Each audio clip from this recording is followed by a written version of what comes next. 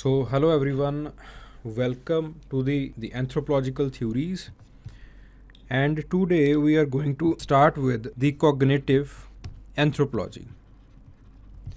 So, in the cognitive anthropology, or it is also known as ethnoscience, we will primarily deal with the aspect of anthropology that gets its basis from knowledge. ठीक है, तो हम उस aspect के बारे में primarily बात करेंगे जिसका जो बेस है वो नॉलेज के ऊपर जो है वो टिका हुआ हमें मिलता है. आपके आसपास जो है वो बहुत सारी चीज़ें हैं. आपके आसपास जो हैं वो प्लांट्स हैं, आपके आसपास एनिमल्स हैं, आपके आसपास अलग अलग तरह के कलर्स हैं, बहुत सारी चीज़ें हैं आपके आसपास. तो उन चीज़ों से आप एक इन्फ्रेंस क्रिएट करते हो.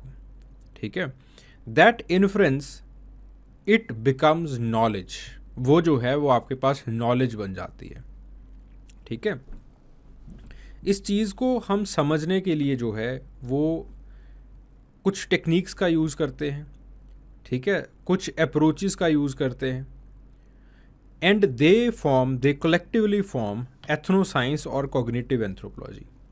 ठीक है, वो जो है वो आपके पास जब हम उन इन्फ्लुएंसेस को कलेक्ट कर लेते हैं तो हमारे पास जो है वो आपके पास कॉग्निटिव एंथ्रोपोलॉजी का जो फॉर्मूलेशन है वो होता है. ठीक है, सो कॉग्निटिव एंथ्रोपोलॉजी के अंदर प्राइमरीली हम नॉलेज के साथ डील करते हैं. ठीक है, तो जो हमारी प्राइमरी डीलिंग है वो हमारी जो है नॉलेज के साथ रहेगी. So before we start, if you want to download the PDF file, अगर आप PDF फाइल को डाउनलोड करना चाहते हैं, you should visit the O2IS academy app. आप O2IS अकेडमी ऐप को जो है वो डाउनलोड कीजिए. इसके स्टोर सेक्शन के अंदर जाइए. जब आप स्टोर सेक्शन के अंदर जाएंगे तो आपको ये जो कोर्स है anthropology optional revision and answer writing course, it will be visible to you. और इसके जो है वो आप रिसोर्स सेक्शन के अंदर जाइए. In the resource section you will be able to see the resources. ये जो आपके पास PDF फाइल्स हैं ये आपको जो है वो फ्री ऑफ कॉस्ट जो है वो मिल जाएंगी. ठीक है, देन द फर्स्ट क्वेश्चन, जैसे हम जनरली करते आ रहे हैं कि पहले जो है वो हम क्वेश्चंस के बारे में बात करते हैं, फिर जो है वो हम इन क्वेश्चन से जो है वो थीम्स निकालते हैं. ठीक है, तो हम जो है वो इन क्वेश्चन से थीम्स निकालते हैं और उन थीम्स को जो है वो डिस्कस करने की कोशिश करते हैं. ठीक है, this was the general trend that we were following. तो आपके पास जो जनरल क्वेश्चंस हैं जो कि इस टॉपिक में से पूछे गए हैं, पहले तरह का क्वेश्चन है आपके पास अप्रोच के ऊपर. कॉग्निटिव एंथ्रोपोलॉजी के अंदर बहुत सारी अप्रोचेस हैं, जैसे कंसेंसस अप्रोच है. उसी तरह से आपके पास जो है वो एमिक एंड एटिक अप्रोच होती है. So emic and etic approach it was given by Kenneth Pikes. Pikes ने जो है ये अप्रोच दी थी और उन्होंने अपनी जो इन्फ्रेंस थी या फिर उनका जो बेसिस था, it was the study of language. Linguistic में हमारे पास जो है वो फोनेमिक और फोनेटिक होता है. ठीक है, जब हम लिंग्विस्टिक्स की स्टडी करते हैं तो आपके पास जो है वो एक चीज़ आती है फोनेमिक एंड फोनेटिक. तो जो आपके पास फोनेमिक एंड फोनेटिक, इससे जो है वो इन्होंने इन्फ्लुएंस लिया, इससे ये इन्फ्लुएंस्ड हो गए और इन्होंने कॉग्निटिव एंथ्रोपोलॉजी के अंदर एमिक और एटिक अप्रोच का जो है वो विस्थापन किया, उसको जो है स्थापित किया, उसको इस्टेब्लिश किया. Then the next is the cognitive anthropology. Write a short note on cognitive anthropology. ठीक है, what is cognitive anthropology and critically examine the implication in the socio cultural anthropology. इसका इम्प्लीकेशन सोशो कल्चरल एंथ्रोपोलॉजी के अंदर क्या हो रहा है, यानी कि इसके जो है वो कॉन्ट्रीब्यूशंस क्या रहे हैं सोशो कल्चरल एंथ्रोपोलॉजी के स्फीयर के अंदर. ठीक है, तो आपने जो है again the question it pertains to the, it is again a very holistic kind of question. और ये जो है वो आपके पास कॉग्निटिव अप्रोच या फिर कॉग्निटिव एंथ्रोपोलॉजी के ऊपर जो है वो काम करता है. ठीक है, अगेन आपके पास कॉग्निटिव एंथ्रोपोलॉजी के ऊपर क्वेश्चन आया हुआ है. ठीक है, सो the cognitive anthropology. Cognitive anthropology it is linked with the theory of mind. ये जो है वो आपके पास थ्योरी ऑफ माइंड के साथ जो है वो लिंक्ड रहता है. Now what is the theory of mind? Theory of mind जिसको आप एथिक्स के अंदर एम्पैथी भी कह देते हो. थ्योरी ऑफ माइंड का मतलब क्या है कि जब आप सामने वाले को देखते हो तो सामने वाले का जो एक थॉट प्रोसेस है, सामने वाले का जो एक थिंकिंग प्रोसेस है, सामने वाले का जो भावनात्मक जो एक सफ़ियर है, आप उसको फील करते हो, आप उस थॉट प्रोसेस को कॉपी कर सकते हो। इसको हम कहते हैं थ्योरी ऑफ माइंड। ठीक है, फॉर एग्जाम्पल लेट्स से something bad happened with someone that is standing in front of you.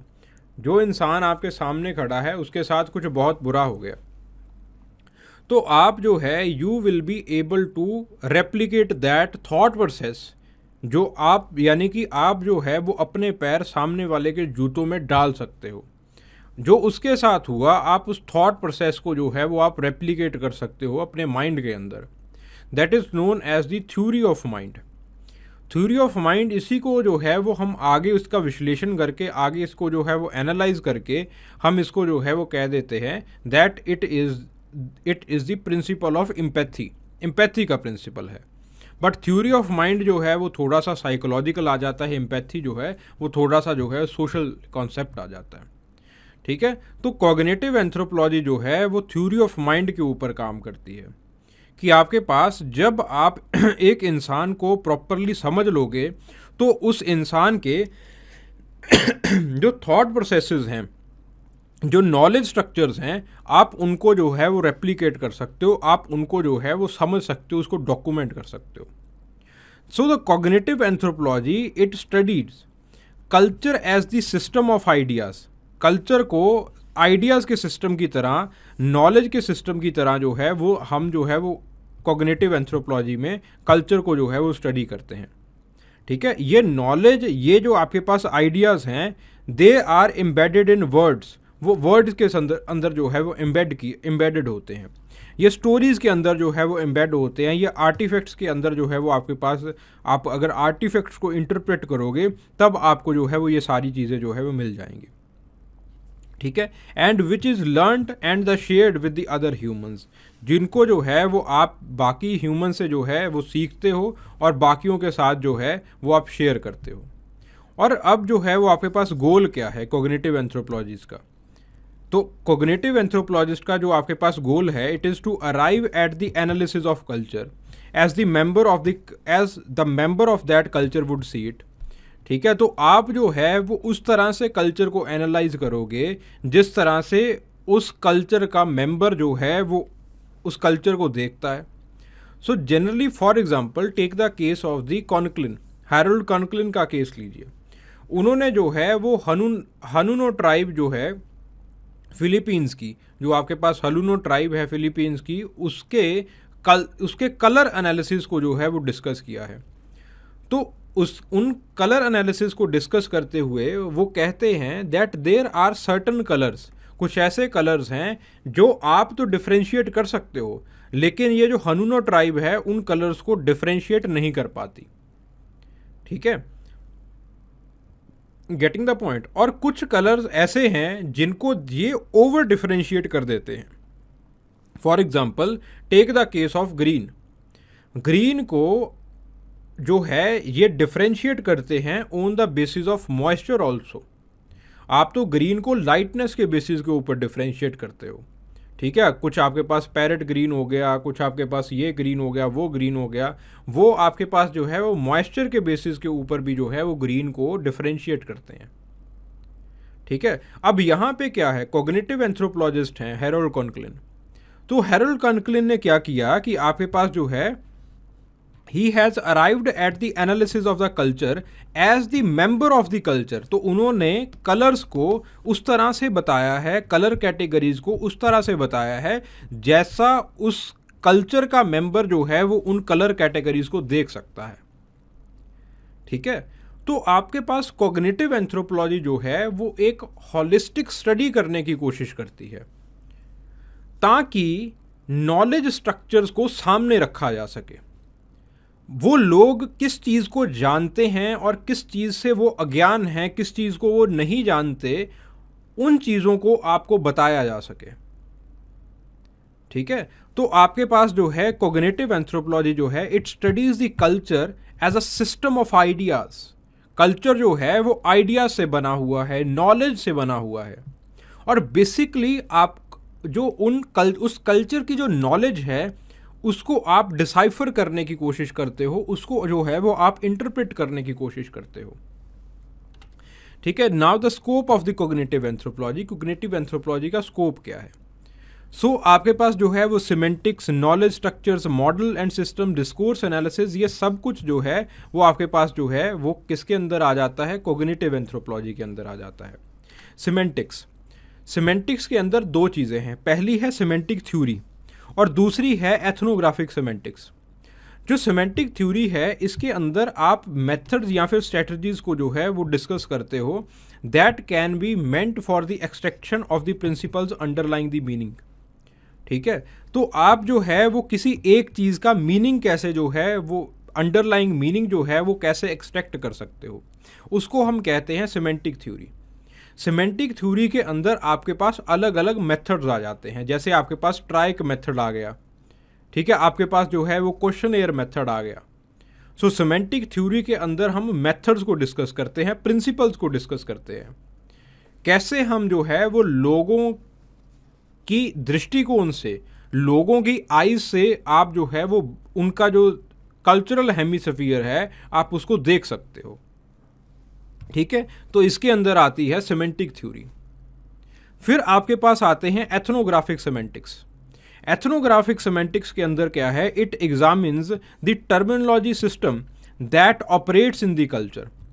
Terminology system जो कल्चर के अंदर ऑपरेट कर रहा है, जैसे kinship classification, plant classification, animal classification, soil classification, food and disease classification. ठीक है, this is the taxonomical system. For example, take the case of the soil classification. Let's say one culture, they only differentiate between the sandy soil and loamy soil. वो जो है वो आपके पास सिर्फ Sandy और Lumi soil के बीच में differentiation करता है। बट अनदर कल्चर जो कि ज़्यादा आपके पास जो है वो डाइवर्स क्लाइमेट के अंदर रह रहा है, वो जो है वो सॉइल को 3, 4 या फिर 4 से भी ज़्यादा पार्ट्स के अंदर जो है वो डिफ्रेंशिएट करेगा। ठीक है, सिमिलरली उन्होंने जो है आपके पास for example take the case of the Zuni red Indians. In the case of the Zuni red Indians the yellow it means yellow और ऑरेंज। येलो का जो मतलब है वो येलो भी है ऑरेंज भी है, यानी कि येलो और ऑरेंज के बीच में वो डिफ्रेंशिएट नहीं करते। ठीक है, so in some red Indians green it means blue and purple also. तो ग्रीन का मतलब कईयों के अंदर जो है वो ब्लू और पर्पल भी होता है। ठीक है, तो अब देखिए यहाँ पे आपके पास जब उन्होंने कलर का क्लासिफिकेशन किया तो उन्होंने जो आपके लिए 3 कलर्स थे उनको एक कैटेगरी के अंदर रखा है। तो ऐसे एथनोग्राफिक सिमेंटिक्स के अंदर हम कैटेगरीज को जो है वो स्टडी करते हैं। फॉर एग्जांपल, कौन कौन से कलर्स जो है वो रेड कैटेगरी के अंदर आते हैं, कौन कौन से कलर्स आपके पास जो है येलो कैटेगरी के अंदर आते हैं। So there are categories inside your mind, जिन कैटेगरीज के हिसाब से आप चीज़ों को, जो आपके इर्द गिर्द जो चीज़ें हैं उनको आप डिफ्रेंशिएट करते हो। ठीक है, तो आप किस तरह से जो है वो उन चीज़ों को देख रहे हो, किस तरह से उन चीज़ों को डिफ्रेंशिएट कर रहे हो, और यही डिफ्रेंशिएशन जो है वो कैसे हमने ढूंढना है वो जो है वो हम सिमेंटिक थ्योरी के अंदर जो है वो स्टडी करते हैं। सिमेंटिक थ्योरी के अंदर बहुत सारे मेथड्स होते हैं। ठीक है, जैसे ट्राइडिक मेथड हो गया, इंटरव्यू मेथड हो गया, क्वेश्चनेयर मेथड हो गया, ऐसे बहुत सारे मेथड जो है वो आपके पास जो है वो परफॉर्म किए जाते हैं। फिर अगला आता है नॉलेज स्ट्रक्चर। नॉलेज स्ट्रक्चर के अंदर जो है वो आप एथनो साइंस का जो है क्रक्स, उसको जो है वो स्टडी करते हो। एथनो साइंस का क्रक्स क्या है? It discovers what is meaningful to the individuals of the particular culture. For example, take the case of Hanunoo tribe. It should Hanuman नहीं है, हनूनो ट्राइब है, ये गलत लिखा हुआ है। ठीक है, हनूनो ट्राइब के अंदर, फिलीपींस के अंदर, तो फिलीपींस के अंदर जो है वो कलर जो है, कलर को 3 टर्म्स में जो है वो डिवाइड किया गया। फॉर एग्जाम्पल, आपका जो कलर है, आपका जो कलर क्लासिफिकेशन है, उसको आप 2 पार्ट्स के अंदर जो है वो डिवाइड कर देते हो। बेसिकली आपके पास जो है वो एक ही डिटर्मिनेंट होता है कलर क्लासिफिकेशन का, वो होता है लाइटनेस। ठीक है, तो आप लाइटनेस के ऊपर जो है वो अपने कलर को जो है वो डिवाइड कर देते हो। ठीक है, parrot green, light green, blue green, इस तरह से, ठीक है। तो आप बेसिकली उसकी लाइटनेस के ऊपर जो है वो कलर को जो है वो आप क्लासीफाई कर देते हो।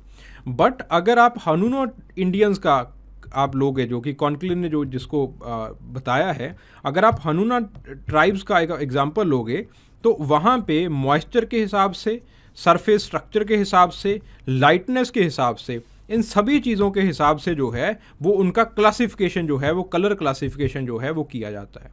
इसका मतलब क्या है कि वो प्लांट लाइफ से बहुत जुड़े हुए हैं। जिन प्लांट, बिकॉज अगर आपने प्लांट्स की अलग अलग स्टेजेस को डिस्कवर करना है कि अलग अलग कौन सी स्टेजेस में है आपका प्लांट, तो आपको उस ग्रीन जो प्लांट का जो ग्रीन कलर है उसको अलग अलग कैटेगरीज के अंदर जो है वो डिवाइड करना पड़ेगा। And those categories should be on the basis of moisture, should be basis on the surface structure, should be basis on the lightness, ठीक है। तो आपके पास ज़्यादा ग्रीन की जो कैटेगरीज हैं वो बन जाती हैं, ठीक है। So this is the crux of the ethnoscience, कि क्या एक इंडिविजुअल के लिए मीनिंगफुल है उस चीज़ को जानना। फिर इसी के नीचे जो है वो आपके पास कॉन्शियसनेस एनालिसिस किया जाता है। कॉन्शियसनेस एनालिसिस का मतलब क्या है? It refers to the macro ethnography involving some limited domains of knowledge as conceptualised by individual, ठीक है। कि आपके जो इंडिविजुअल्स हैं वो किस तरह से जो है वो आपके पास जो है वो अलग अलग डोमेन्स ऑफ नॉलेज को कंसेप्चुलाइज करते हैं। For example, take the case that there are certain things, there are certain attributes that are positive in culture, जिसको जो है वो पॉजिटिव माना जाता है।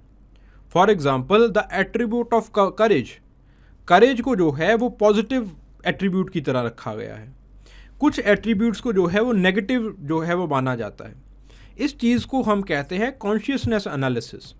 कॉन्शियसनेस एनालिसिस के अंदर हम उन एट्रीब्यूट्स को स्टडी करते हैं और उन एट्रीब्यूट्स को एक इंडिविजुअल किस तरह से कंसेप्चुलाइज करता है, उन चीज़ों को हम जो है वो कॉन्शियसनेस एनालिसिस के अंदर रखते हैं।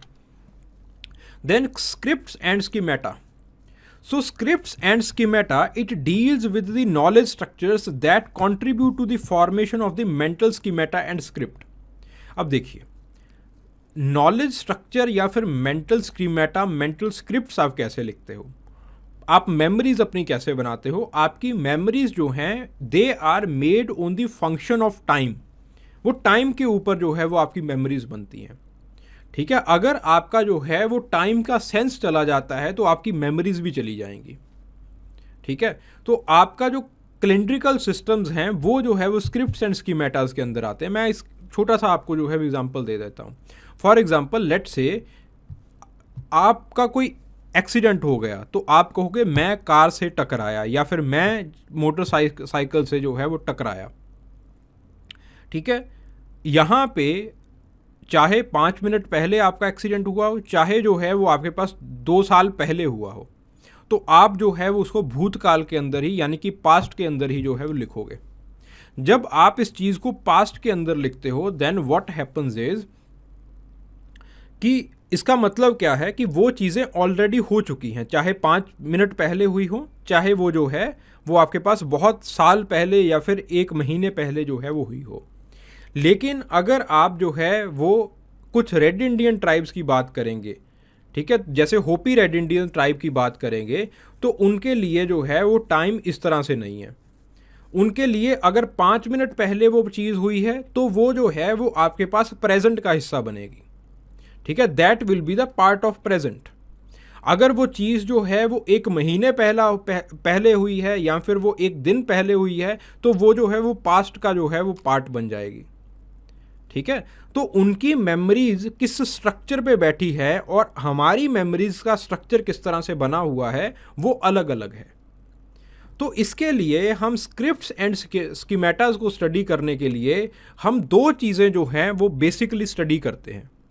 पहली चीज़ है आपके पास कैलेंड्रिकल सिस्टम्स, कैलेंडर्स को स्टडी करते हैं, टाइम सिस्टम्स को हम स्टडी करते हैं। दूसरा है वो कैलकुलेशंस कैसे करते हैं, उनका न्यूमेरिकल सिस्टम कैसा है। ये आपके पास 2 बेसिक चीज़ें हैं जिसके ऊपर आपकी सारी की सारी जो नॉलेज है वो बैठी हुई है। So this includes scripts and schemata. फिर उसके बाद आती है models and systems. Models and systems के अंदर पहला है आपके पास फोक मॉडल। फोक मॉडल के अंदर हम music, games, god sets, culture phenomena, इन सारी चीज़ों को जो है वो हम स्टडी करते हैं। तो उनका जो है वो क्या इन्फ्रेंस निकलता है, उनका क्या जो है वो आपके पास उनका क्या सिग्निफिकेंस निकलता है लाइफ के अंदर या फिर आपकी सोशल लाइफ के अंदर, ये जो है वो हम डिस्कस करते हैं। ठीक है, सो फोक मॉडल्स के अंदर हम जो है वो बेसिकली जो आपके पास चाइल्ड गेम्स हैं उनको जो है वो स्टडी करने की हम जो है वो कोशिश करते हैं। सो चाइल्ड गेम्स के अंदर जो है वो हम स्टडी करते हैं, जैसे for example hide and seek की बात हो गई। तो आपके पास हाइड एंड सीक जो है, बहुत सारे कॉग्निटिव एंथ्रोपोलॉजिस्ट ने, बहुत सारे एथनो साइंटिस्ट ने ये बताया है कि आपके पास जो हाइड एंड सीक है ये एक वेस्टर्न गेम है, जिसके अंदर जो है वो बच्चों को ये सिखाया जाता है कि बिजी स्ट्रीट्स के अंदर, जब आपके पास ट्रैफिक से भरी जो है स्ट्रीट्स होंगी, बिजी स्ट्रीट्स के अंदर कैसे जो है वो आपको लोगों से बचना है, कैसे जो है वो आपको गाड़ी से टकराना नहीं है। तो हाइड एंड सीक के अंदर क्या करते हैं बच्चे, एक दूसरे को एस्केप करते हैं। तो आप जो वो एस्केप वाली क्वालिटी है बिजी स्ट्रीट के अंदर, वो बच्चे सीख जाते हैं। फोक मॉडल के अंदर हम ऐसी चीज़ें देखते हैं कि जो आपके पास म्यूज़िक है वो कौन सी वैल्यू सिस्टम्स डिलीवर कर रहा है सोसाइटी में, जो गेम्स हैं वो कौन सा वैल्यू सिस्टम जो है वो सोसाइटी के अंदर डिलीवर कर रहा है, गॉड सेट्स जो हैं वो कौन सा वैल्यू सिस्टम जो है वो डिलीवर कर रहा है। ठीक है, और बहुत सारे आपके पास जो फिनोमिना हैं वो आपके पास जो है वो कौन सा वैल्यू सिस्टम जो है वो डिलीवर कर रहे हैं सोसाइटी के अंदर। फोक मॉडल्स के अंदर ये सारी चीज़ों को जो है वो स्टडी किया जाता है। आप देख सकते हैं कि कैसे कैसे हम एक एक चीज़ को पकड़ रहे हैं। We are trying to pick one thing, we analyse it, उसको प्रॉपरली हम एनालिसिस उसका कर लेते हैं, फिर हम दूसरी चीज़ को पिक करते हैं, उसका प्रॉपर एनालिसिस हो जाता है, तीसरी चीज़ को पिक करते हैं, उसका प्रॉपर एनालिसिस हो जाता है। इससे हम लोगों की नॉलेज को नॉलेज के स्ट्रक्चर्स को जो है स्टडी कर रहे हैं। पहले देखिए यहाँ पहले जो है वो हमने ये देखा कि आपके पास जो है वो आप कलर कैटेगरीज को किस तरह से देखते हो। ठीक है, तो हमने एथनो साइंस के अंदर जो है वो हमने हनुमा ट्राइब का जो है वो एग्जाम्पल दिया। फिर उसके बाद हमने ये देखा कि आप जो है किस तरह से चीज़ों को कैटेगराइज करते हो। ठीक है, किस तरह से चीज़ों का एसोसिएशन बनाते हो, what are the positive things, what are the negative things, इस तरह से। फोक मॉडल्स के अंदर हमने ये देखा कि फोक मॉडल्स क्या हैं, आपके पास आपके जो म्यूज़िक हैं, गेम्स हैं, वो क्या वैल्यू सिस्टम डिलीवर कर रहे हैं। ठीक है, then the decision models. Decision models के अंदर जो है वो आपके पास it provides an ethnographic model to predict how the decisions are made. तो आपके पास डिसीजन जो हैं वो किस तरह से बनाए जा रहे हैं, एक इंडिविजुअल सोशल ग्रुप के अंदर जो है वो अपने डिसीजंस किस तरह से बनाता है। ठीक है, यानी कि आपके पास जो है वो वैल्यू सिस्टम जो आइडल वैल्यू सिस्टम है वो आपके पास जो है सोसाइटी के अंदर जो है किस तरह से एग्जिस्ट कर रहा है। देन आपके पास आती है अगली बात गोल स्ट्रक्चर की। गोल स्ट्रक्चर का मतलब क्या है, it deals with the organised aims and objectives that make the part of the decision and the decision making process. ठीक है, गोल स्ट्रक्चर का मतलब है what achievements the society desires from you, आपसे सोसाइटी क्या अचीवमेंट्स चाहती है। Then आपके पास जो है वो मोटिवेशनल सिस्टम्स।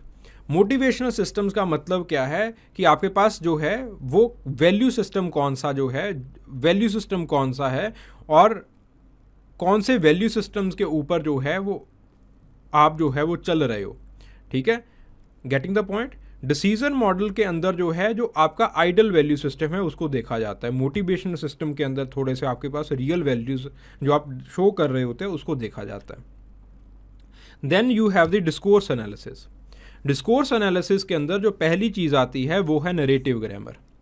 ठीक है, तो आपके पास नरेटिव ग्रामर जो है वो आपके पास पहली चीज़ है। नरेटिव ग्रामर के अंदर ये है कि आपके पास जो है वो किस तरह से आप अलग अलग एलिमेंट्स जो हैं वो नरेशन के अंदर जो है वो डिस्ट्रीब्यूटेड होते हैं। ठीक है, फॉर एग्जांपल यहाँ पे हम जो है वो मिथोलॉजी का नरेटिव सिस्टम जो है वो स्टडी करते हैं, मिथोलॉजिकल सिस्टम्स का। For example let's say in this narrative system, अगर आप मिथोलॉजी का जैसे लेट्स से रामायण के नरेटिव सिस्टम्स को देखो तो आपके पास नरेटिव सिस्टम्स किस तरह से हैं, आपके पास जो है राम को अलग तरह से जो है उसकी जो नरेशन है वो अलग तरह की रहेगी, और आपके पास जो रावण है उसकी जो नरेशन है वो अलग तरह की रहेगी। ठीक है, जो आपके पास हीरो होते हैं नरेटिव सिस्टम के अंदर, उनको जो है वो आप कह के जो है पुकारा जाता है नरेटिव सिस्टम्स के अंदर। आप यहाँ गए, ठीक है, वहाँ उनके लिए तुम वर्ड जो है वो यूज़ नहीं किया जाता। आप यहाँ गए, आप जी ने ये किया, आप जी ने वो किया। तो this is how we associate someone who is the hero of that narration. ठीक है, नरेटिव ग्रामर के अंदर हम डिस्कोर्स के स्ट्रक्चर्स को जो है वो स्टडी करते हैं कि कैसे जो है वो आपके पास जो ग्रामर है वो बदल जाती है अलग अलग एलिमेंट्स के साथ, और नरेशन के अंदर उनकी अपीयरेंस जो है वो कैसे उस ग्रामर ने जो है वो चेंज कर दी है, उन वर्ड्स का सीक्वेंस क्या रहता है। ठीक है, गेटिंग द पॉइंट। सो ये जो है वो हम सारी चीज़ें नरेटिव ग्रामर के अंदर जो है वो स्टडी करते हैं। Then discourse semantics. In the discourse semantics it shows how the meaning of the role it changes with the context of the scene, कि कैसे जो है वो आपके पास जो है रोल्स का मीनिंग जो है वो चेंज हो जाता है। ओके, रोल्स जैसे for example take the case obedience. ठीक है, कैसे जो है वो आपके पास जो है इस ओबीडियंस का मतलब जो है वो चेंज हो जाता है। Let's say take the case of some mythology, जिसके अंदर जो है आपके पास एक हीरो है, एक विलन है। Someone who is obedient to the hero, वो जो है वो आपके पास हीरो जैसी ही उसको जो है वो हीरो जितनी ही उसको जो है वो बड़ी पदवी जो है वो दे दी जाएगी। जो आपके पास विलन है, विलन को जो है वो आपके पास विलन का जो वफादार है उसको भी जो है वो विलन मान लिया जाएगा। अब यहाँ पे जो वैल्यू है, वैल्यू तो आपके पास वफादारी की वैल्यू जो है वो आपके पास जो है इस्टेब्लिश्ड है, बट वफादारी जो है वो उसका कंटेक्स्ट चेंज हो गया है, तो उसका जो है वो मीनिंग भी जो है वो चेंज हो जाएगा। ठीक है, तो this is the discourse semantics. इसको हम डिस्कोर्स सिमेंटिक्स कहते हैं कि कैसे जो है वो एक ही चीज़ का मीनिंग जब आप अलग अलग सीन्स के अंदर रखते हो, उसका जो मीनिंग है वो चेंज होता रहता है। Then you have the content analysis.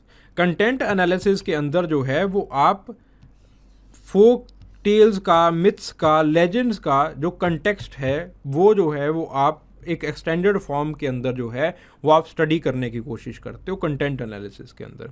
Basically इसके अंदर क्या किया जाता है कि फोक टेल्स का, मिथ्स का जो भी जो है छोटे छोटे एलिमेंट्स जो उनके अंदर यूज़ किए गए हैं उनको देखा जाता है। ठीक है, तो उन एलिमेंट्स का एसोसिएशन बनाया जाता है ह्यूमंस के साथ कि लोगों ने उसके साथ जो है कैसे उस एक एलिमेंट को पॉजिटिवली लिया, दूसरे एलिमेंट को नेगेटिवली लिया। ठीक है, वो जो है वो कंटेंट एनालिसिस के अंदर किया जाता है, यानी कि अलग अलग एलिमेंट्स को कैटेगराइज किया जाता है, स्टडी किया जाता है। ठीक है, कंटेंट एनालिसिस ठीक कुछ वैसा ही होता है जैसा हमने लेवी स्ट्रॉस के अंदर किया था। ठीक है, देन आपके पास जो है जो कंसेप्ट्स एंड हाइपोथेसिस, इनके अंदर कौन कौन से कंसेप्ट्स आ जाते हैं। सो द फर्स्ट हाइपोथेसिस और the first theory, it is the cultural consensus theory. Cultural consensus theory it is given by Romney, Kimball Romney. ठीक है, और सूजन वेलर ने जो है वो ये थ्योरी दी थी। It assumes that the cultural knowledge it is shared. जो कल्चरल नॉलेज है उसको शेयर किया जाता है, बट ये मान लेना कि सबके पास इक्वल कल्चरल नॉलेज है, ये जो है ये आपके पास एक बेवकूफ़ी है। हो सकता है कि मुझे मेरे कल्चर के बारे में ज़्यादा पता हो सकता है कि आपको आपके कल्चर के बारे में ज़्यादा पता हो सकता है कि तीसरे व्यक्ति को कुछ भी ना पता हो। ठीक है, तो आपके पास जो आपकी कल्चरल नॉलेज है that is not evenly distributed, it is unevenly distributed. जो आपकी कल्चरल नॉलेज है वो जो है वो अनइवनली डिस्ट्रीब्यूटेड होती है। सो कल्चरल कंसेंसस थ्योरी क्या कहती है कि आपके पास जो है you should have proper analytical techniques जिनके साथ आप जो है वो कॉमन कल्चरल कंटेंट को जो है वो आप एनालाइज कर पाओ, that what is the common cultural content. This is the cultural consensus theory. Then you have the consonance theory or the cultural consonance theory. Cultural consonance theory says that the cultural consonance, it refers to the degree to which the people's activity they match with their belief about how they should be. ठीक है, consonance का मतलब क्या है कि आपके पास integrity कितनी है, ठीक है, साइकोलॉजिकल इंटीग्रिटी कितनी है. Now what do you mean by this psychological integrity? Psychological integrity का मतलब क्या है कि होता क्या है कि लोग बोलते कुछ और हैं, प्रोफेस कुछ और करते हैं और एक्शंस के अंदर वो कुछ और करना शुरू कर देते हैं. कल्चरल कॉन्सोनेंस थ्योरी कहती है कि आपको इस डिग्री को जो है वो मेज़र करना है कि कौन कौन सी ऐसी बातें हैं जो कि लोग बोलते भी हैं और करते भी हैं, कौन कौन सी ऐसी बातें हैं कि जो लोग सिर्फ बोलते हैं लेकिन करते नहीं हैं. ये है कल्चरल कॉन्सोनेंस थ्योरी. इसके अंदर आपको ऐसे नॉर्म्स के बारे में पता चल जाता है जो कल्चर के अंदर स्ट्रिक्टली इम्प्लीमेंट किए जाते हैं या फिर प्रोहिबिटेड होते हैं. तो उन एलिमेंट्स के बारे में आपको जो है वो कल्चरल कॉन्सोनेंस थ्योरी के अंदर जो है वो पता चल जाता है जब इसका आप एनालिसिस करते हो. ठीक है, देन आपके पास जो है वो कल्चरल मॉडल.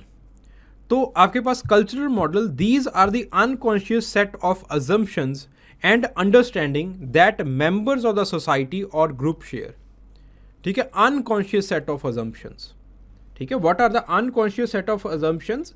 सो आपके पास कल्चरल मॉडल के अंदर क्या है कि there are two kinds of assumption. दो तरह की अजम्पशंस जो हैं वो कल्चरल मॉडल के अंदर जो है वो रखी जाती हैं. एक होती है आपके पास कॉन्शियस अजम्पशंस और दूसरी है अनकॉन्शियस अजम्पशंस. कॉन्शियस अजम्पशंस के अंदर वो चीज़ें आ जाती हैं जो आप रैशनल जिनके लिए दे सकते हो, जैसे लेवी स्ट्रॉस ने बताया था कि कॉन्शियस मॉडल के अंदर आप उन चीज़ों को रखो जिन चीज़ों का लोग जो हैं वो आपको दे सकते हैं, आपको जो है वो एक एनालिसिस दे सकते हैं. ठीक है, दूसरा है आपके पास जो है वो अनकॉन्शियस मॉडल और unconscious set of assumptions. In the unconscious set of assumptions you have those concepts, वो concepts आपके पास आते हैं that are unconscious in nature. For example, Strauss और क्विन ने 1994 के अंदर ये स्टडी के जो है वो आपके पास कुछ रिजल्ट्स दिए कि लेट से आपके पास दो मैरिड कपल हैं and both of them they have come from the background कि आपके पास जो है वो लेट से वाइफ के जो आपके पास जो वाइफ के पेरेंट्स थे उनका डाइवोर्स हो चुका है, दोनों लड़ा करते थे, और आपके पास जो हस्बैंड है उनके पेरेंट्स का भी डाइवोर्स हो चुका है, दोनों जो है वो लड़ा करते थे. तो consciously both of them they know कि आपके पास जो है वो लड़ाई करना जो है बुरी बात है, लेकिन consciously they will try to avoid it. वो लड़ाई को अवॉइड करने की कोशिश करेंगे, लेकिन अनकॉन्शियसली दे विल क्रिएट दो सर्कमस्टांसेस और दे विल क्रिएट दो सिचुएशंस जिसके अंदर लड़ाई हो. So these are known as the cultural models. इसको जो है वो हम कल्चरल मॉडल्स कहते हैं. That some decisions they are taken by a person in with a unconscious mindset. Then you have the folk taxonomies. Folk taxonomies, it implies the way in which the people they organize the certain classes of the objects. लोग किस तरह से अलग अलग objects की classes को जो है वो ऑर्गेनाइज करते हैं. For example let's say we have already done this. Harold Conklin का जो है वो काम फोक क्लासिफिकेशन. फोक क्लासिफिकेशन के अंदर हैरल्ड कनक्लिन का जो काम है वो आपके पास फिलीपींस की हनुनो ट्राइब के अंदर है. ठीक है, तो the folk classification it is also known as the ethnobotany. Ethnobotany भी कहा जाता है क्योंकि इसके अंदर प्लांट क्लासिफिकेशन का बहुत बड़ा काम जो है वो उन्होंने लिख रखा है. Then the knowledge structure. Knowledge structure के अंदर क्या होता है? They try to elucidate the knowledge and the belief associated with the various taxonomy and the technology system. Thus Analyzing knowledge, it is organized and used as the mental script and the mental schemata. This knowledge structure we have already done in एथनोसाइंस. एथनोसाइंस के अंदर हम already कर चुके हैं. ठीक है, वही चीज़ें हैं सारी की सारी आपके पास जो है वो किस तरह से एक इंसान जो है वो सारी की सारी जो नॉलेज है, अपने इर्द गिर्द नॉलेज है, किस तरह से वो कलेक्ट करता है, अपने दिमाग के अंदर वो स्टोर करता है। ठीक है, इसके अंदर जो बेसिक चीज़ है वो हम डिटर्मिनेंट्स को जो है वो ढूंढने की कोशिश करते हैं। मैं आपको एक एग्जांपल देता हूँ। So this case study it was done by AFC Wales ने। ठीक है, AFC वेल्स ने ये केस स्टडी की थी। This case study it was done on the revitalisation movements. तो आपके पास जो है वो ब्राज़ील, स्पेशली ब्राज़ील और साउथ अमेरिकन नेशन के अंदर जो है वो कुछ जो है वो आपके पास जो है कुछ मूवमेंट्स जो है वो हुई थी। They are known as the revitalisation movements. Revitalisation movements के अंदर हमें क्या मिला कि आपके पास जो क्रिज्मेटिक लीडर्स हैं वो कुछ चीज़ों को जो है वो यूज़ करते हैं। फॉर एग्जांपल इंडिया के अंदर जो है वो गांधी ने जब सत्याग्रह लॉन्च करना था, जब से जो आपके पास जो डिसोबीडियंस मूवमेंट थी, सॉरी, जब आपके पास जब आपके पास जो है वो डिसओबीडियंस मूवमेंट को जो है वो लॉन्च करना था, तब आपके पास जो है वो गांधी जी ने साल्ट मार्च किया था। तो गांधी जी ने जो है वो आपके पास सॉल्ट को जो है एक सिंबल की तरह जो है वो यूज़ किया था। ठीक है, the salt it was used as a symbol. So salt को अपने साथ जो है वो उन्होंने एसोसिएट किया, और फिर जो है वो आपके पास वो जो है वो एक क्रिज्मेटिक लीडर, जो क्रिज्मेटिक लीडर जो है वो बन पाए, या फिर हम ऐसे कह सकते हैं कि उन्होंने जो है वो अपने क्रिज्मा को जो है वो और एम्पलीफाई किया। सो उसी तरह से AFC वेल्स कहते हैं कि जैसे हमारे यहाँ पे सॉल्ट एक बहुत पावरफुल सिंबल होता है, उसी तरह से आपके पास जो है वो साउथ अमेरिकन कल्चर के अंदर जो है वो आपके पास मेज़ जो है वो बहुत पावरफुल एक सिंबल है। ठीक है, in the South American culture the maize is a very powerful symbol. अब देखिए, वहाँ पे बहुत सारे ऐसे क्रिज्मेटिक लीडर हैं जिन्होंने रीवाइटलाइजेशन मूवमेंट्स को चलाया, और वो जो है वो अपने साथ हमेशा जो है वो मेज़ को जो है वो रखते थे। ठीक है, because the maize it is a symbol that will amplify their charisma, जो कि उनके क्रिज्मा को जो है वो एम्पलीफाई कर देगा। Then the next is the prototypes. Prototypes के अंदर जो है वो आपके पास कुछ ऐसे रेफरेंसेस होते हैं। फॉर एग्जांपल मैं कह दूं बर्ड, तो आपके दिमाग के अंदर एक विशेष तरह का जो पक्षी है वो आपके दिमाग के अंदर आ जाएगा। जैसे लकॉफ ने स्टडी किया, लकॉफ ये वही हैं जो हमने साइकोलिंग्विस्टिक्स के अंदर किए थे।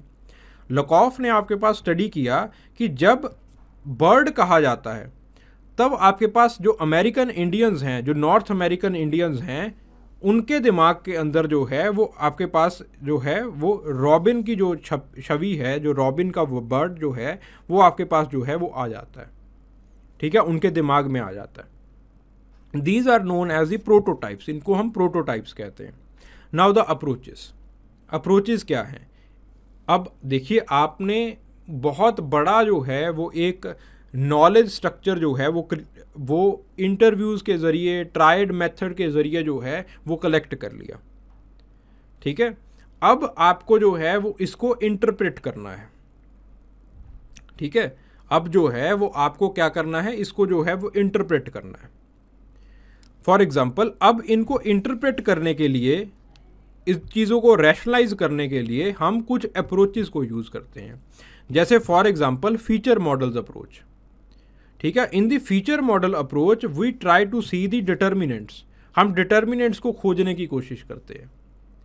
ठीक है, for example take the case कि आपने जो है वो इंग्लिश में काम किया। ठीक है, तो इंग्लिश के अंदर आपने काम किया, जैसे आपके पास जो है वो डेंड्रे ने काम किया है, उन्होंने इंग्लिश के अंदर काम किया। मैं डायरेक्टली आपको दिखाई देता हूँ, उन्होंने जो है इंग्लिश के अंदर काम किया। इंग्लिश के अंदर वो कहते हैं कि आपके पास ह्यूमंस के लिए there are 6 kind of words, 6 तरह के जो वर्ड्स हैं वो यूज़ किए जाते हैं। Women, man, girl, boy, baby. Baby को अगेन 2 पार्ट्स में डिवाइड किया जाता है, बेबी बॉय, बेबी गर्ल। ठीक है, 2 इस तरह से जो है वो बेबी को जो है वो डिवाइड कर दिया जाता है। अब अगर मैं इसको कैटेगराइज करूं तो कुछ मेरे पास इस तरह के जो है वो कैटेगरीज बनेंगी, ठीक है, इस तरह की जो है वो I will have some categories. तो अब जो है वो मैं दो तरह से जो है वो डिवाइड कर सकता हूं इसको। फर्स्टली मैं पहला जो डिटर्मिनेंट है that is the determinant of sex. Let's say the sex is male and the sex is female. दूसरा जो मेरा डिटर्मिनेंट रहेगा that will be the determinant of age. Let's say the age आपके पास छोटी है, तो मैं अगर मेल छोटी एज का हुआ तो मैं उसको क्या कहूँगा, that it is the baby boy. अगर वो जो है आपके पास फीमेल होगी, इमेच्योर होगी, फीमेल होगी, तो उसको कहा जाएगा बेबी गर्ल। अगर आपके पास वो मैच्योर आ गया, ठीक है, मैच्योरिटी जो है वो अब आपके पास बढ़ गई, तो मैं मेल है तो उसको क्या कहूँगा, बॉय। अगर फीमेल है उसको क्या कहूँगा, गर्ल। अब मैच्योरिटी जो है वो मेरे पास और इंक्रीज होगी, तो मैं क्या, मेल जो है वो उसको क्या कहूँगा, that it is the man, और फीमेल जो है वो क्या है, वुमेन। ठीक है, तो मेरे पास जो है वो दो तरह के डिटर्मिनेंट्स आ गए। एक डिटर्मिनेंट है एज का डिटर्मिनेंट, दूसरा डिटर्मिनेंट है सेक्स का डिटर्मिनेंट। ठीक है, तो आपके पास यहां पे क्या था, feature model approach. Feature model approach का मतलब क्या था, इसके अंदर हम फंडामेंटल्स को डिस्कवर करते हैं कि आपका जो कंस्ट्रक्शन है नॉलेज का, उसके फंडामेंटल्स क्या हैं, उसके बेसिस क्या हैं। देखिए यहां पे हमारे बेसिस क्या हैं, यहां पे हमारे बेसिस हैं सेक्स एंड एज। दो बेसिस हैं। दो बेसिस के आधार के ऊपर जो है वो हमने ह्यूमन टेक्सोनॉमिकल क्लासिफिकेशन जो है वो सारा का सारा जो है वो बना रखा है। ठीक है, देन आपके पास जो है वो folk taxonomies approach. In the folk taxonomies approach we see that how people cognitively organise information by the inclusion of different criteria. ठीक है, कई चीज़ों को लोग जो है वो पॉजिटिवली एसोसिएट करते हैं, कई चीज़ों को लोग जो है वो नेगेटिवली एसोसिएट करते हैं। इसको हम ऑलरेडी जो है वो कर चुके हैं। Then the emic and etic approach. Emic and etic approach, Kenneth Pikes ने लिंग्विस्टिक्स को स्टडी किया। तो लिंग्विस्टिक्स के अंदर जो है वो आपके पास दो तरह की, जो हमारे पास जो है वो दो तरह की चीज़ें आती हैं। एक होती है फोनेटिक्स, एक होते हैं आपके पास फोनेमिक्स। दो तरह की चीज़ें हैं। लिंग्विस्टिक्स के अंदर जो है वो फोनेटिक्स, इसका मतलब क्या है जो साउंड्स मैं प्रोड्यूस कर रहा हूँ, they are known as the phonetics, the sounds that are being produced. ठीक है, जैसे मैंने जो है वो नाम लिया, ठीक है, किसी का मैंने जो है वो नाम लिया, प्रोनंसिएट किया उसको, तो जो सिर्फ ये मैंने नाम लिया है, जो मैंने सिर्फ प्रोनंसिएशन किया है, उसको मैं फोनेटिक कहूँगा। लेकिन जो मेरे अंदर चल रहा है, ठीक है, जो थॉट प्रोसेस है, जिसने पूरा जो है वो आपके पास जो ये वर्ड बनाया है, इसको मैं कहूँगा फोनेमिक। फोनेटिक है जो सिर्फ जो साउंड लेरिंग्स से निकला, यानी कि जो आउटर व्यू है आपका, जो सिर्फ बाहर वाले व्यक्ति को सुनाई दिया, लेकिन मेरे अंदर क्या कुछ चल रहा है, मेरे थॉट प्रोसेस के अंदर क्या चल रहा है, it means phonemic. Phonemic and phonetic, they are both interlinked with each other. Without phonemic the phonetic can not be produce. ठीक है, जब तक आपके पास थॉट प्रोसेसेस नहीं होंगे तो आप कैसे साउंड प्रोड्यूस करोगे। अगर आपने साउंड नहीं प्रोड्यूस किया तो सामने वाले के जो थॉट प्रोसेसेस हैं वो कैसे जो है वो आपके पास इनिशिएट होंगे, इंड्यूस कैसे होंगे। सो उसी तरह से आप जब कॉग्निटिव एंथ्रोपोलॉजी या फिर आप जो है वो एथनो साइंस के अंदर इन चीज़ों को स्टडी करते हो, जब आप एथनोग्राफीज या फिर एथनोग्राफीज जो है वो लिखते हो, तो जनरली एथनो साइंटिस्ट को जो है वो दोनों तरह के व्यूज़ को जो है वो लिखने के लिए जो है वो कहा जाता है। ठीक है, तो वो एमिक व्यूज़ भी लिखता है और एटिक व्यूज़ भी लिखता है। ठीक है, ताकि प्रॉपर जो है वो नॉलेज स्ट्रक्चर्स को जो है वो बनाया जा सके। ठीक है, अब विल ट्राई टू डिफरेंशिएट। इन दोनों के बीच में जो है वो हम डिफ्रेंशिएट करने की कोशिश करेंगे। एमिक व्यू, एमिक व्यू के अंदर जो है वो आपके पास प्राइमरी जो टेक्निक है डेटा कलेक्शन का वो होता है इंटरव्यूइंग, आप इंटरव्यू करते हो लोगों को। एटिक, एटिक के अंदर जो है वो आपके पास जो प्राइमरी टेक्निक है डेटा कलेक्शन का वो होता है ऑब्जर्वेशन। ठीक है, एटिक का मतलब जो है वो आउटसाइडर व्यू। ठीक है, एमिक का व्यू है, एमिक का मतलब है इनसाइडर व्यू। इनसाइडर व्यू लेने के लिए आपको लोगों से बात करनी पड़ेगी, इंटरव्यूज करने पड़ेंगे। अब इंटरव्यूज को समझने के लिए जो है वो आपको लोकल लैंग्वेज को मास्टर करना पड़ेगा, आपको लोकल लैंग्वेज पे एक ग्रास्पिंग जो है वो बनानी पड़ेगी। एटिक व्यू के अंदर जो है लैंग्वेज का आपके पास कोई ग्रास्पिंग जो है वो आपके पास इट इज़ नॉट नेसेसरी। आपके पास एक इंटरप्रेटर होगा, वो जो है वो आपके लिए जो है वो नॉलेज को जो है वो इंटरप्रेट कर देगा, जो भी लैंग्वेज होगी उसको इंटरप्रेट कर देगा। एमिक के अंदर जो आपके पास मीनिंग है, नरेशन है, वर्ड का मीनिंग है, वो जो है वो आपके पास it is of the utmost importance. Etic के अंदर जो है वो आपके पास पैटर्न ऑफ बिहेवियर को ही जो है वो आप स्टडी करते हो, और इससे ज़्यादा जो है वो कुछ नहीं। ठीक है, तो जो आपके पास एमिक की जो मेथडोलॉजी है it consist of the certain contrasting responses. ठीक है, कुछ आपके पास जो है to a given cultural context and subjective to them to the schematic analysis. तो इसके अंदर क्या करते हो कि आप बेसिकली जो है वो कुछ डेटा जो है वो कलेक्ट करते हो। ठीक है, तो जैसे फॉर एग्जांपल आपने 2-3 लोगों को जो है वो आपने इंटरव्यू किया, कुछ लोगों अबाउट अ हिस्टोरिकल इवेंट, कुछ लोगों ने उस चीज़ को जो है वो सही बताया, कुछ लोगों ने जो है वो उस चीज़ को जो है वो गलत बताया। फिर आप क्या करोगे कि दोनों के बीच का जो है वो कुछ उसका जो सिमेंटिक एनालिसिस है वो करने की कोशिश करोगे कि इसके अंदर कौन सी वैल्यूज़ थी जो लोगों ने सही जज की हैं और कौन सी वैल्यूज़ थी जो लोगों ने जो है वो गलत जज की हैं। ठीक है, गेटिंग द पॉइंट भाई, समझ में आ रहा है? बिकॉज आपके पास इसी तरह से जो है वो आप सिमेंटिक एनालिसिस जो है वो करते हो। तो आपके पास, क्योंकि जब इंटरव्यू करोगे आप तो आपको बहुत सारे रिस्पॉन्सेज आएंगे, कॉन्ट्राडिक्टरी रिस्पॉन्सेज आएंगे, कोई एक चीज़ को गलत कहेगा, कोई एक चीज़ को सही कहेगा। तो फिर आपको उसका सिमेंटिक एनालिसिस करना होता है। सिमेंटिक एनालिसिस का मतलब है कि आप जो है वो उसको कुछ इस तरह से एनालाइज करोगे कि उसके जो बीच वाले जो वैल्यूज़ हैं वो आपको पता चल जाएं कि कौन से ऐसे वैल्यूज़ हैं जिनको लोग ख़राब बता रहे हैं और कौन से ऐसे वैल्यूज़ हैं जिनको लोग जो है वो सही बताते हैं। देन आपके पास जो methodology it begins with directly observation of the body movement. इसके अंदर कुछ भी सिमेंटिक एनालिसिस वगैरह करने की ज़रूरत नहीं है।